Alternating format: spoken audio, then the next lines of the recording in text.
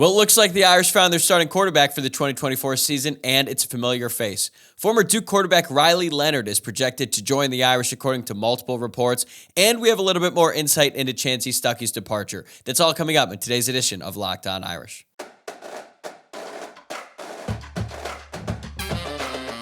You are Locked On Irish, your daily podcast on the Notre Dame Fighting Irish. Part of the Locked On Podcast Network, your team every day. What's going on, and welcome into Locked On Irish, your daily Notre Dame podcast. Today is Thursday, November 30th, and thank you for making this your first listen of the day. I'm Tyler Wojciak, and I'm the host. I'm a Notre Dame alum and producer covering college football for Fox Sports, and we've got a lot to get into today. Wednesday was yet another jam-packed news day around the Notre Dame football program, but the big headline is that Duke quarterback Riley Leonard officially entered his name in the transfer portal, and the Irish are the clear favorites to land him. And when I say clear favorites, it sounds like a done deal already. Literally, the moment he put his name into the transfer portal, it seemed like every single beat writer and every single national insider followed up the news with, quote, Notre Dame is the top target, or the Irish are in great position, or something to that effect. As my good buddy Charlie pointed out in a group chat, it was like watching Wojciak tweet out picks without actually tweeting out the picks on NBA draft night. Then, like, 5 different writers for 24/7 Sports put in a crystal ball that predicted Riley Leonard will end up picking Notre Dame. So outside of Riley announcing it on the steps of the Golden Dome, this seems about as sure of a bet as there possibly is. Also in today's show, I'm going to be joined by John Brice from FootballScoop and Irish Illustrated to talk more about Chansi Stuckey and that whole situation, because John was the first to report the story, and he was as shocked as anyone, which I thought was a little bit surprising. I spent the entire 30 minutes of yesterday's episode sharing my thoughts on the whole Chansi Stuckey thing, but it was interesting to hear John's perspective considering how close he is to the story.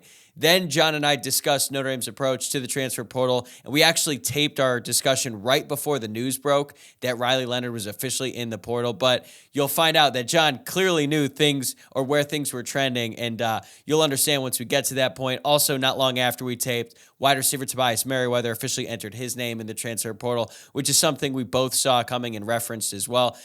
For those of you watching on YouTube, you'll notice that John's video quality was lagging quite a bit, so I apologize for that. We tried to fix it, but nothing was really working. But the good thing is the audio sounds just fine for the most part. So if you're listening to the podcast, you probably won't even notice the technical difficulties that we encountered. But before we bring in John, I just wanted to share my initial reaction to the Leonard news. If you've been listening to the show all season long, and in particular going back to the episodes leading up to Notre Dame's game against Duke, you'll know that I'm not completely sold on Riley Leonard as a top-tier quarterback. He's clearly an elite athlete. That's the first thing you notice when you watch his tape. Plus, he's a big dude. He's listed at 6'4", 212 pounds, and he's got a really strong arm. But from what I've seen, I think he can be pretty inaccurate throwing the football, and we saw that in the game against Notre Dame. He finished 12 of 27 for 134 passing yards, a touchdown, and an interception, but he also added 88 yards on the ground on 13 carries, but 2 of those were sacks. So we did see his effectiveness as a runner, but we saw some of the things that he struggles with as a thrower down the field.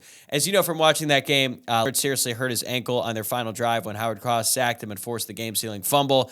That pretty much wiped out the rest of the season for Leonard, even though he tried to come back and play against Louisville and Florida State. So despite his really hot start to this season, his stats for 2023 aren't great because his season effectively ended at the beginning of October. He finished the season with about 1,100 passing yards, a 57.6 completion percentage, 3 touchdowns to 3 interceptions. So if you're just looking at that, you're like, why would Notre Dame want this guy? But Leonard's 2022 season was extremely impressive. He was much more accurate throwing the ball as he completed 63.9% of his passes for nearly 3,000 yards and 20 touchdowns. Plus, he was Duke's leading rusher that season with 699 yards on the ground and 13 rushing touchdowns. And that is the reason why Notre Dame went after him so hard and why so many people in the NFL circles think that he can be a really good player at the next level.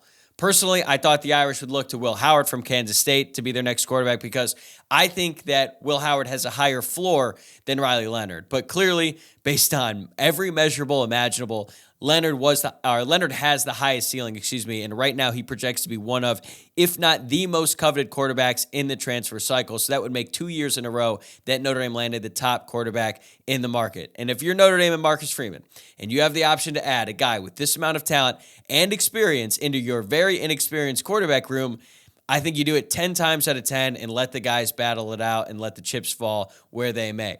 Does this mean that one of the younger quarterbacks is likely going to leave? Almost certainly, yes, but that's just the nature of the position. Marcus Freeman's job is to get the best players on the roster every single year to give his team the best chance of winning. And are there potential downsides to adding a transfer quarterback every single year? Of course. But there's also a lot of downsides to playing a quarterback with little to no experience, especially if you don't think that that guy has the talent to lead your program to where you want to get to. And I think that's what Notre Dame is dealing with the guys in the room as it stands for next season. I know I've got a lot more thoughts on this, and you guys have a lot of thoughts and questions too. So tomorrow, you'll have a chance to share those with me because we're doing another Friday mailbag episode. As always, you can drop your questions in the comments if you're watching on YouTube, or send them in on X at Locked On Irish, or send me an Instagram DM at Locked On Irish Pod. I'm sure that there's going to be a lot more talk about Riley Leonard in the coming days and weeks, and we'll have you covered here at Locked On Irish. All right, let's bring in John.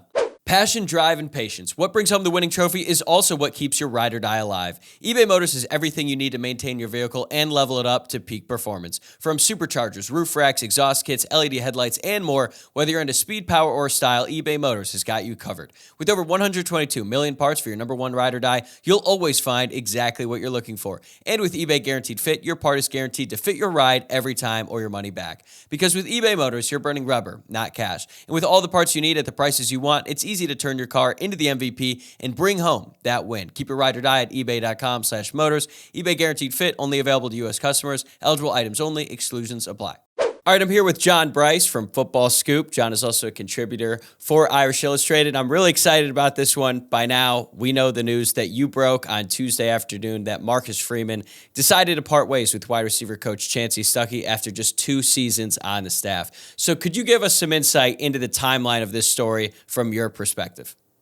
Yeah, it's frankly was shocking yesterday as the news unfolded. It's still shocking today here, some 24, 28 hours after the fact, especially when you consider Marcus Freeman on Monday hosted an end of the regular season Zoom in which he kind of voluntarily told reporters that he intended to bring back his entire staff. Multiple people have echoed that was the case, that he intended to do so.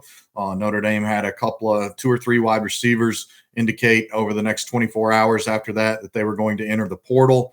I think Marcus Freeman continued to look at that element, looked at the what maybe some considered a lack of production from that group. I think it's far more nuanced than that. And just, I think around midday on Tuesday, decided to make a change. It was, again, stunned then, stunned now. I thought Chansi Stuckey did, considering what he inherited and what he had to work with the most of the year, I thought Chansi Stuckey did a fabulous job with Notre Dame's wide receivers. Yeah, I was really surprised by it, especially considering what Marcus Freeman said in his press conference on Monday, and then to just completely change like that in less than 24 hours is really shocking. Based on what you've been doing over the past day or so, is there any idea, do you have any sense of what led to Freeman's change of heart in such a short amount of time? It's hard to say, Marcus issued a statement, but he obviously hasn't faced live questioning about it since he made that decision. In talking with a number of other people on campus, I'm not the only one who's stunned. I'll put it that way. There are a lot of people completely floored by this news. Again, I'll throw this out there that I think is staggering, and I need to double check it, but I feel pretty confident about it. Rico Flores led Notre Dame wide receiver corps with 405 snaps. Everyone I've talked to indicates that that's not just the first time that's happened in several years. That's quite possibly the first time a freshman wide receiver has ever led the unit in snaps played over the course of a season. Then you look at Jaden Greathouse beyond that. And then you look at the lacrosse turned football player, Jordan Faison beyond that. You look at how much Chris Tyree developed from a running back to a wide receiver. And Tyree's entering the portal because he wants to go to an offense that throws the ball more. Notre Dame threw the ball effectively 14 times last weekend at Stanford. It's hard to recruit. It's hard to retain if that's going to be your MO at certain positions. Yeah, I get that, and that's sort of the way I looked at it once Chris Tyree entered his name in the transfer portal. I didn't really think much of it, and also, especially for a guy like Chris Tyree who plays the slot, he was going to have to split reps with Jaden Greathouse and Jordan Faison anyway. So that move on its own did not surprise me. But then we started to see some reports that maybe some other guys were looking to enter the transfer portal as well. Maybe by the time this gets released, a couple of guys will have entered their name in the portal. So do you think that this is a result of the decision to move away from Stuckey, referring to potentially more turnover in that room, or do you think that this was going to happen regardless? I think it's probably a mix of both, Tyler. I think, contrary to some stuff that's out there, that was a tight-knit room in a lot of ways. Yes, there was more emphasis on developing the younger guys because those are the guys that are the future of your program, because those are the guys that have come in under this new regime, not just Chansi Stuckey, but have been part of Marcus Freeman and his new turn atop the Notre Dame program. So I think it was not as simple as one factor, but multiple factors. But yeah, look, that's a tight-knit group. I've heard from multiple people that are very close to members of that wide receiver room since this news broke, and they're upset. There are parents of players at other positions on the offensive side of the ball who are upset because of how much respect and admiration they had for Chansi Stuckey. Chansi Stuckey is a really fine individual. He's a young coach, but he's continuing to work really hard to become a better coach. He's obviously a very gifted recruiter. And again, I'll reference this in a couple of different stories late in the season for Irish Illustrated. Number one, when you look at the top 50 recruits from ESPN's 2023 class, there were 8 wide receivers in that group. And late in the season, outside of Zach Branch, who was having a fabulous year for USC, the other 7 of those wide receivers in the middle of November had combined for 30 catches. Combined. 7 wide receivers who were in the top 50 combined for 30 catches. Notre Dame obviously has way more production than that from Greathouse and Rico, and then you throw in Jordan Faison, and none of those guys was a top 50 recruit. So there's that. And then on top of that, again, the production that I referenced in another Irish Illustrated, maybe a fifth quarter piece that I had late in the year in terms of just the production from those freshman wide receivers. I tabulated what the top 10 teams in the country had gotten one weekend from all of their freshman wide receivers. It might have been the Wake Forest weekend. And the top 10 teams in the country had a combined 9 catches from freshman wide receivers. And that was the same weekend. I think Notre Dame maybe had 15 catches from freshman wide receivers. My point there is that Chansi did a nice job of developing those guys, and Notre Dame did a good job, Jared Parker on down, of utilizing those players. It also shows you that the teams that Notre Dame aspires to be are not having to lean on freshmen. Yeah, and to your point about them being the future of the program and Chansi Stuckey investing in them, they also might just be better than all the veterans in that room. Now, part of that is due to injuries, of course. Jaden Thomas missed some time with injury. Deion Colsey, Matt Salerno, those are 3 veterans in that room, and they all missed significant time. So it makes sense to play a bunch of freshmen. So I totally understood that. And let's move away from Chansi Stuckey for a second, because when Stuckey was hired, he was very inexperienced. He'd only coached wide receivers for 1 season at Baylor. And at the time, it felt like Freeman was really prioritizing Stuckey's recruiting ability, and he proved to be very effective at that. But what do you think Freeman is looking for in his next hire when he looks for Stuckey's replacement? Obviously, I think he has to be somebody that Freeman believes is going to develop guys the way he wants them developed. I think it's got to be somebody who also is a dynamic recruiter. Notre Dame needs that. Notre Dame is well documented to have some obstacles in recruiting. And again, but they've got a 5-star coming in, and Rico and Jaden were 4 stars. Some other guys were very highly rated players, so Chansi did a good job in recruiting. But I think those are 2 things. And the other thing is going to be fit. It's going to have to be a candidate that fits and meshes well with Marcus and his vision for the program, but also the remainder of the offensive staff. Yep, I totally get that. And fit is especially important now. Now that Freeman has been around for a little bit, he's not hiring his first staff anymore. He's sort of been around just a little bit. But you're as locked into the coaching carousel as anyone out there. Who are some potential candidates you think Marcus Freeman will look into and potentially hire? Well, they nearly hired Jamarcus Shepard the last time around, the Washington receivers coach. He's one of the hottest names in the industry. He was a finalist for our wide receiver coach of the year last year at FootballScoop. Maybe he even ended up winning. I can't even remember right now. But he's widely regarded as one of the top wide receivers coaches in the country. Now, it would take a significant financial investment, the likes of which we typically have not seen from Notre Dame, because Jamarcus Shepard is among the highest paid receivers coaches in the country at some 800,000, maybe north of 800,000 with incentives and other elements. And that's more than twice, I believe, what Chansi Stuckey was making. And so that's, he said he's going to go after the biggest and the best out there. Jamarcus Shepard is the top of that list, but he comes with a hefty price tag. Brian Hartline's very comfortable at Ohio State, so I don't buy into any of those whispers or those rumblings about that. But it's Notre Dame. It's going to be an attractive position. It always is. I think there's a couple of ACC coaches who have already expressed some interest. There's a couple other guys perhaps in the Big Ten doing the same. So it's pretty early, and I still think that, honestly, they've got to hire a strength and conditioning coach before they hire a wide receivers coach, in my opinion. I do agree with you about the strength and conditioning coach. They need to get that figured out ASAP because the transfer portal is coming soon. The clock is ticking. It opens up next Monday, December 4th, and it's going to be hard to recruit a guy out of the transfer portal when you can't even promise them who they're going to develop. And I just want to follow up real quickly. You said that Notre Dame nearly hired Jamarcus Shepard before the Stuckey situation. Was that a Notre Dame decision to move away from him, or was that a Shepard decision to pick Washington over Notre Dame?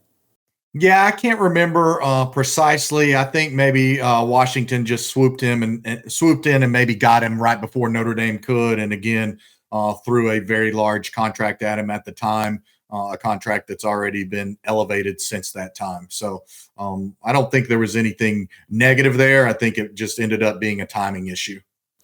Yeah, I know that Tom Loy from 24/7 Sports and Irish Illustrated mentioned him as a potential candidate. I know that's who all the fans want. When you look at what Washington has done in their receiver room with guys like Adunze and McMillan, it makes all the sense in the world why Notre Dame would want a coach like that on their staff. Another name that's been brought up is Mike Brown. He's the associate head coach and wide receivers coach at Wisconsin. There's some connections with Marcus Freeman and Mike Mickens. They both coached together with him at Cincinnati for a couple of years.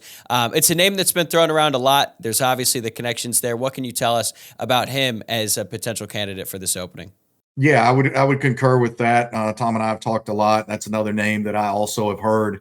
And I can tell you, I've got some friends who are high school coaches in the Cincinnati area. They know him from there. They really rave about Mike Brown. Obviously, he's got a comfortability with multiple people on this staff, shared history, even with some off the field guys like a Chad Bowden, I believe. And so, again, when we talk about fit, when we talk about a seamless transition, a guy that the coaches already know and know that they could be comfortable with, he's a name and a potential candidate that makes a lot of sense.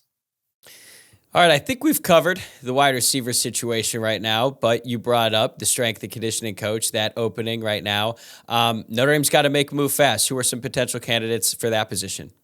Gosh, that one's really tough. I don't even know where to start on potential candidates for that one, just because it's such an odd time of the year to be looking. I can tell you, I have tremendous respect for Duke's strength and conditioning coach. I'm pretty sure he's going to go with Elko to Texas A&M. The Texas coach is a phenomenal strength and conditioning coach. These are guys that I consider on a par with Matt Balis. These are guys that I think Notre Dame should make a run at, should vet, should try to make them say no.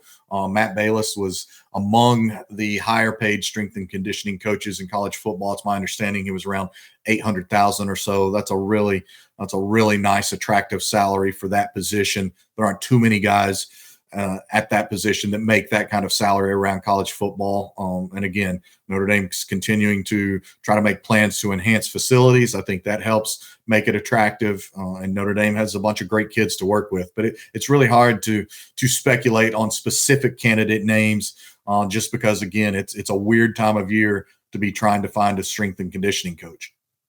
Yeah, I guess the one benefit for Notre Dame in this scenario is that they've had plenty of time to figure out, hey, who might be available. So they get to figure out some options, just given the fact that Balis resigned right before the start of the season. They had a bunch of time to work with there. So with the transfer portal opening up soon, how quickly do you think Marcus Freeman is going to move in hiring a replacement, both for the strength and conditioning job and also the wide receiver position? Yeah, we've talked about this a lot on Football Scoop and our podcast, and even on our Irish Illustrated podcast. I think timing is of the essence. It's critical. It's an accelerated carousel, and it's an accelerated window. not just because the portal opens on Monday, December 4th, but because it's just a 30-day portal this time rather than the previous standard of 45 days that had been, the previous 3 or 4 years. On top of that, you've got early signing period opening December 20 and running just through December 22. So there are a number of factors there. And you want your guys, as they leave after the bowl and get a very slight amount of time home before returning to campus and soon thereafter beginning winter workouts, you want those guys to go home knowing who's going to be their position coach and who's going to be their strength and conditioning coach, especially in a new phenomenon that multiple coaches have talked to me about today, is how many coaches are using third-party people or whomever to try and actively recruit players into the transfer portal. And you open yourself up to maybe some exposure in that regard much more easily if you've got a little uncertainty at the wide receiver coach's position, if you've got some uncertainty at the strength and conditioning coach position, because guys want to know who's going to coach them and who's going to train and develop them. And I think Matt Balis was a factor a year ago and the year before that in helping Marcus Freeman and company retain some players. Yeah, I totally get it, especially considering how well Notre Dame players have tested at the Combine and at Pro Day since he had been in charge. So it's definitely a big loss for Notre Dame, but it's still going to be a very coveted position. Last question on the staff. Right now, I don't expect Marcus Freeman to have a change of heart with any of the other coaches. I mean, you can correct me if I'm wrong there, but that doesn't mean that there's not going to be other programs in college or even at the NFL level that are going to be interested in some staff members on Notre Dame. Who do you think are going to be the most coveted assistant coaches on Notre Dame staff right now? I think Al Golden. It starts with Al Golden. Look, he's done a fabulous job. I would contend without Al Golden and his work this year that Notre Dame is probably a 4 to 5 loss team. I think Al Golden single-handedly is worth at least 2 wins this season. I really believe that. So he's got head coaching experience. He's got NFL coordinating experience. He's entering the 3rd year of his initial 3-year contract with Notre Dame. They obviously would like to extend and keep him. But he's going to be tough to hang on to because what he's done. I advocated all year that he should be a Broyles Award candidate. He was. He did not make the semifinalist list. I think that's an absolute sham. And then Dylan McCullough would be my number 2. He is very much a coveted commodity for Notre Dame to hang on to. He is among the best running back coaches in the country. I think he's a future head coach. What he's done to develop that room and also keep guys relatively content when, just like every receiver thinks they're always open, every running back believes he should always get the ball. But he has a really splendid way of dividing up the chores, so to speak. He calls it jobs. Everybody has a job, puts a job board in his running back room. I think that helps. Those would be the top 2. Don't sleep on Chris O'Leary. He's a fabulous coach. He is a really, really good coach. He interviewed with the NFL last year and nearly got a job with the Baltimore Ravens. I would not at all be surprised to see some NFL teams once again come after Chris O'Leary. Yep, it's the nature of the business. It's the one downside of hiring a really good staff is that everyone else also wants a piece of that because you've got so many great guys in that room. All right, we've covered the staff. I was just going to I just wanted to add one quick thing on Mike Mickens too. I can't stress enough in talking with people. I know for a fact there have been some top 10 type programs that have been paying extra particular attention to Mike Mickens. Now, obviously, he's very tight with Marcus Freeman. He's very loyal to Marcus Freeman. But, Notre Dame's going to have to pay to keep Mike Mickens. I think Notre Dame is prepared to do that. It's clear Marcus Freeman envisions him as a future defensive coordinator. I think if Al Golden were to get a job, you would see Mike Mickens at least elevated into a co-defensive coordinator position. Yeah, when Marcus Freeman sort of unprompted said in a press conference that Mike Mickens is ready to be a defensive coordinator, I don't think that was I don't think he said that randomly. I think that there was definitely a purpose behind that. We'll be right back with John Brice, but first I wanted to tell you about PrizePicks. PrizePicks is a skill-based, real money daily fantasy sports game, and you've probably heard me talk about PrizePicks before on this podcast. I have had so much fun playing it during the football season, and now you can play it during basketball season too. You just select 2 or more players, pick more or less than their projected stats, and place your entry.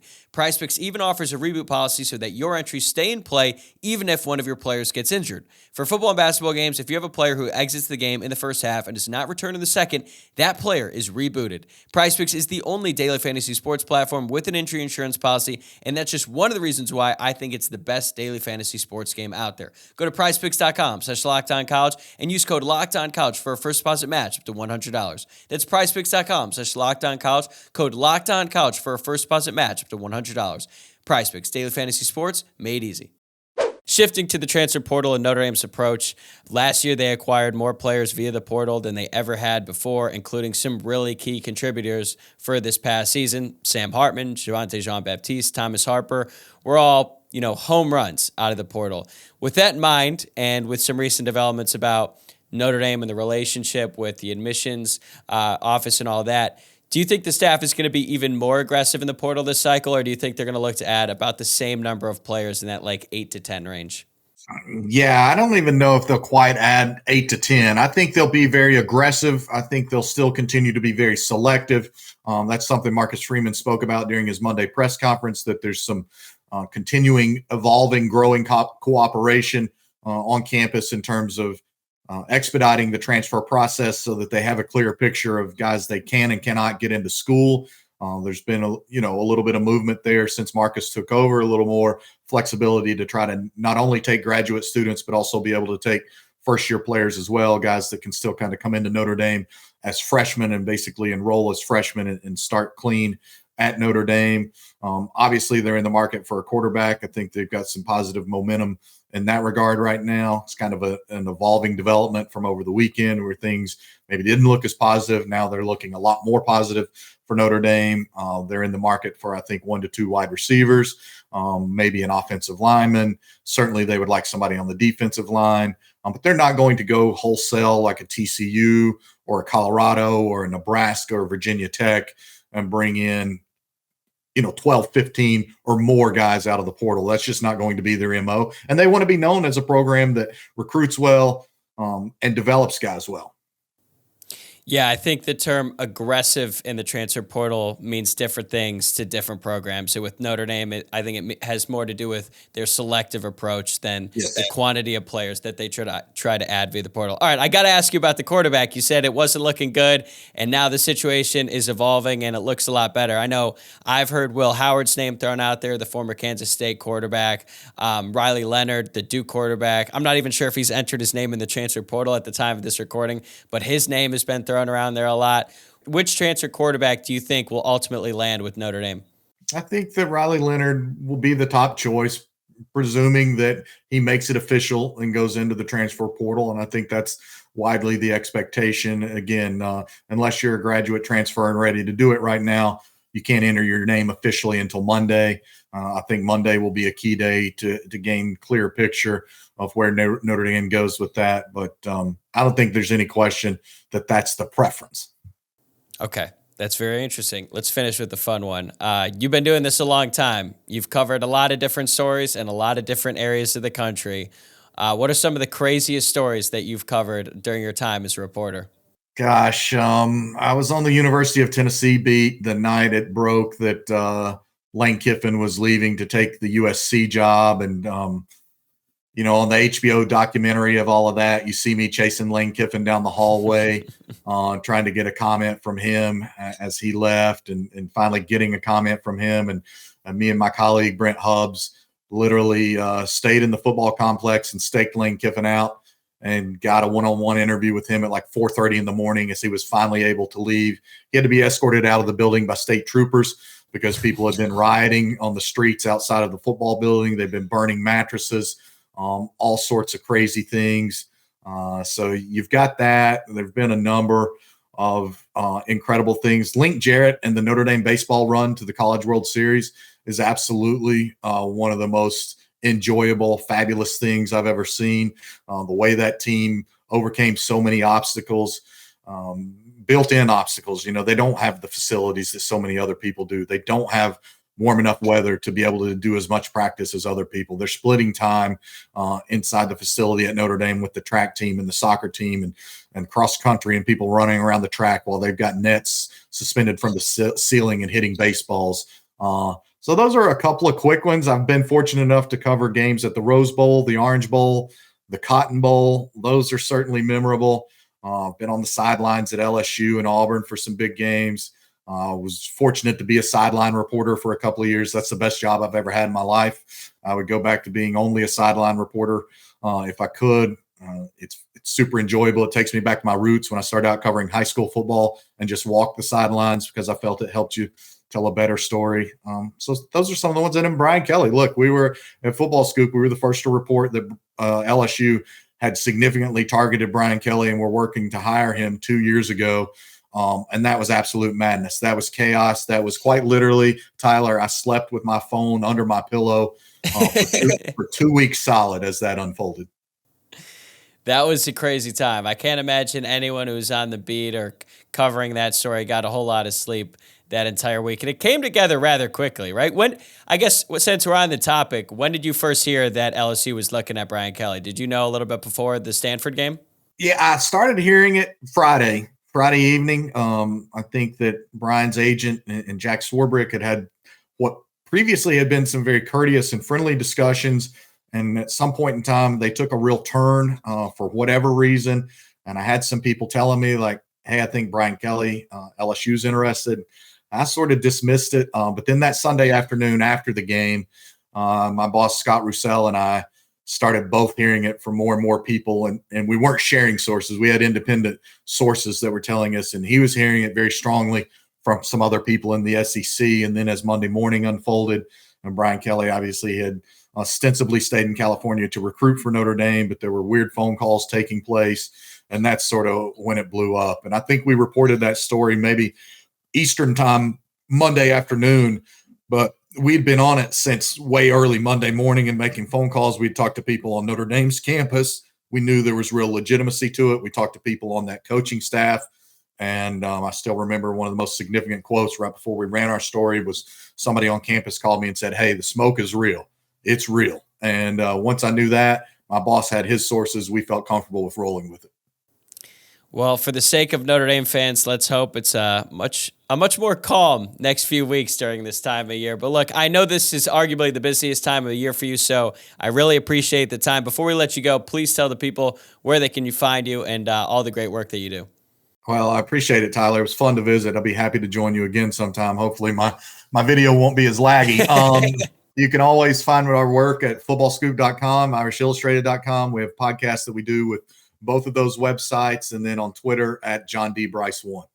All right, man. Best of luck to you during silly season. Take care. Thanks, Tyler. Take care, buddy. That's going to do it for this episode. Thanks again for making Locked On Irish your first listen of the day. As I said earlier, we've got another mailbag episode tomorrow. Get your questions in the comments on X, Instagram, wherever. And if you haven't already, please subscribe on YouTube or wherever you get your podcasts. I'll see you guys tomorrow.